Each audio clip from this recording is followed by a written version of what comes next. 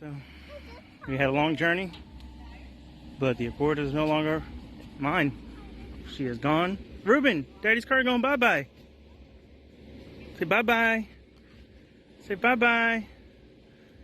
So, yeah guys, after I've owned this car since 2015 and sold, gone, on to bigger and better things. Never thought this moment would come, but yeah, she is gone.